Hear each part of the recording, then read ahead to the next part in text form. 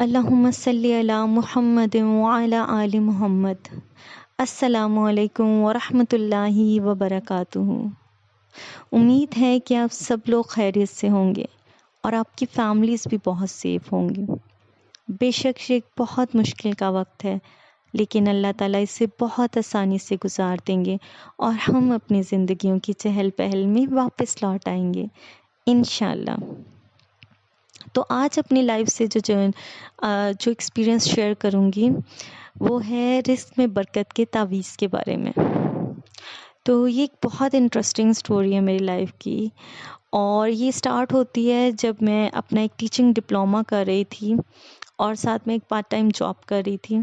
اس وقت یہ مجھے ایز اے گفٹ ملا، اور اس کے بارے میں ایک کافی زیادہ لانگ ڈسکرپشن مجھے دی گئی کہ یہ بہت بڑی فیور ہے جو تمہیں دی جا رہی ہے، کیونکہ یہ سال میں ایک خاص ٹائم آتا ہے جب یہ بنایا جاتا ہے، اور وہ ٹائم بہت شارٹ ٹائم، مطلب وہ گھڑیاں ہوتی ہیں کچھ جس میں وہ یہ بنتے ہیں، اور یہ اس گھڑی میں 2 سے 3 ہی بنتے ہیں، یعنی پورے سال میں یہ 2 سے 3 تعویذ بنتے ہیں۔ اور یہ ایک میٹل کا ٹکڑا تھا، ایک ایکسپینسو میٹل کا ٹکڑا جس کی جولری بنتی ہے 1 انچ کا، اور اس کے اوپر کچھ کندہ کیا ہوا تھا، یعنی انگریو تھا اس کے اوپر، جو میں نے کبھی پڑھنے کی کوشش نہیں کی کہ اس کے اوپر کیا لکھا ہوا تھا، اور بلیک ڈوری میں تھا۔ اور مجھے ساتھ میں یہ بھی بتایا گیا کہ یہ زیادہ دیر تک کسی کے پاس سٹے نہیں کرتا، لیکن جس کے پاس بھی سٹے کرتا ہے اسے مالا مال کر دیتا۔ تو میرے پاس اس نے گڈ 4 to 5 ایئرس میرے پاس رہا، اور اس سے میری لائف میں کیا چینجنگز آئیں وہ تو مجھے کچھ خاص پتہ نہیں ہے، لیکن جس طرح سے میری لائف روٹین اس میں چلی میں وہ ضرور شیئر کروں گی۔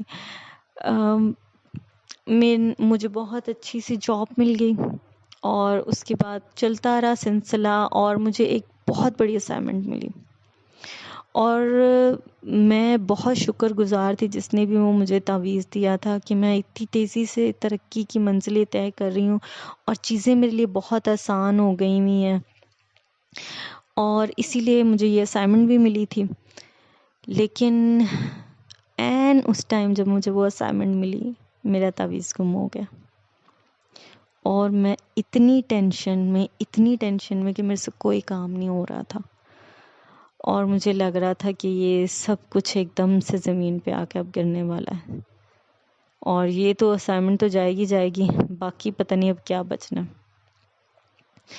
وہ 1 ویک گزرا، اور وہ 1 ویک کہاں کیسے گزرا، اور میں نے ہر چیز لگتا الٹ پلٹ کر کے سب کچھ دیکھ لیا، جہاں سے میں گزرتی تھی وہ رستے پتہ نہیں میں نے کتنی دفعہ دیکھ لیے کہ مجھے مل جائے، لیکن وہ مجھے ملا نہیں۔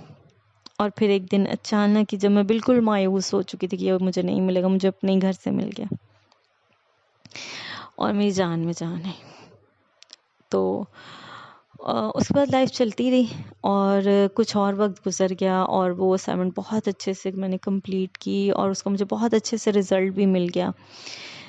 تو ایک دن ایسے رینڈم بیٹھے ہوئے تھے، مطلب کوئی ایسا خاص موضوع نہیں تھا، لیکن باتوں میں سے بات نکلی تو پاپا نے کہا کہ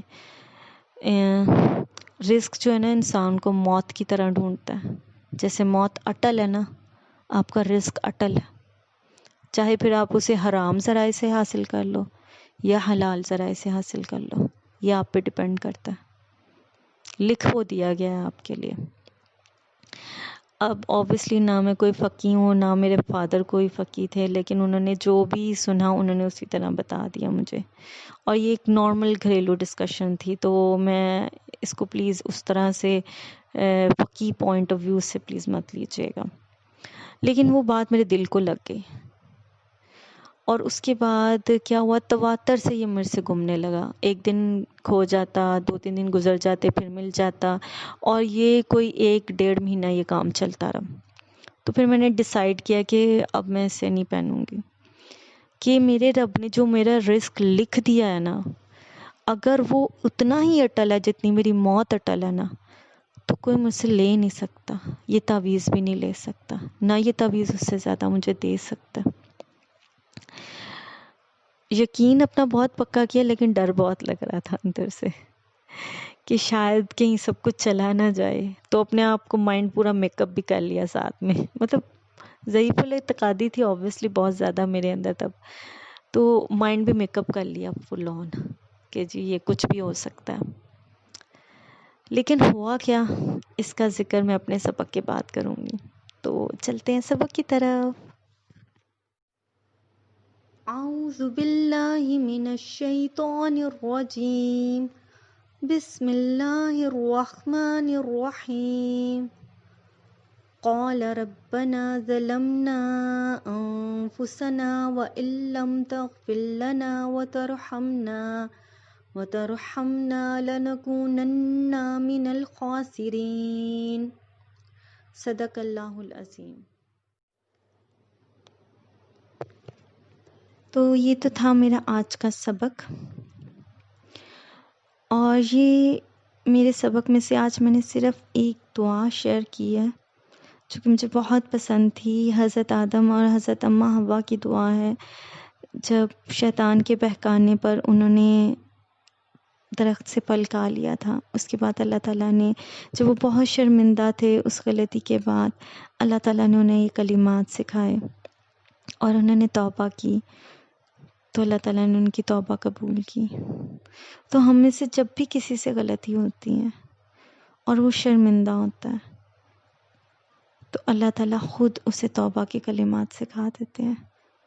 تو یعنی کہ جیسے ہی ہم شرمندہ ہوتے ہیں اپنی غلطی پہ اور ارادہ کرتے ہیں اور اپنی اندر ایک بہت ہی زیادہ پکا ارادہ اور ایک بہت ہی زیادہ شرمندگی اور اس گناہ کی طرف بہت ہی زیادہ بے رغبتی ظاہر کرتے ہیں، تو اللہ تعالیٰ ہماری توبہ قبول فرما لیتے ہیں، جیسے کہ ہمارے ماں باپ کی فرمائی، اور اس کے بعد انہیں زمین پر خلافت دی.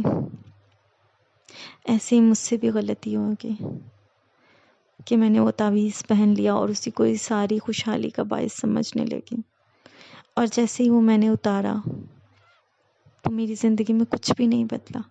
میری زندگی جس روٹین پہ تھی بس اسی روٹین پہ ایک ریگولر وے میں چلتی رہی.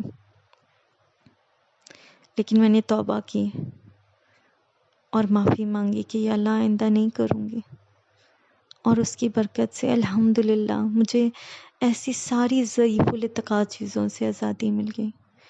اور وہ آزادی اور وہ ہلکا پھلکا پن وہ صرف وہی جان سکتا ہے جس کی لائف میں وہ ہو. اور ایسے ہی ہم سب کی زندگیوں میں، آپ کی زندگی میں بھی ایسا کچھ نہ کچھ ہوگا.